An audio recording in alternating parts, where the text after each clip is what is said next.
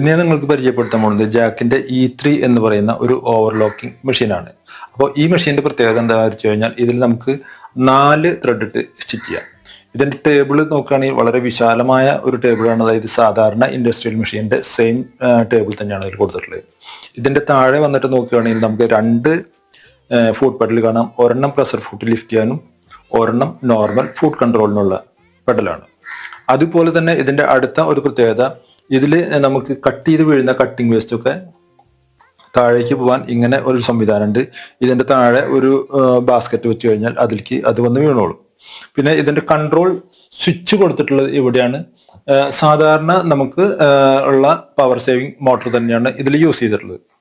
ഇനി നോക്കിക്കഴിഞ്ഞാൽ നമുക്ക് ഇവിടെ കാണാം, ഇതിൽ നമുക്ക് നീഡിൽ ത്രെഡ് ചെയ്യാനുള്ള ഡയഗ്രാം കൃത്യമായിട്ട് ഇവിടെ കൊടുത്തിട്ടുണ്ട്. അപ്പൊ ഇത് നോക്കിക്കഴിഞ്ഞാൽ ആർക്കും തന്നെ വളരെ ഈസി ആയിട്ട് ഇത് ത്രെഡ് ചെയ്യാൻ പറ്റും. അടുത്ത ഒരു അടിപൊളി വീഡിയോയുമായിട്ട് നമുക്ക്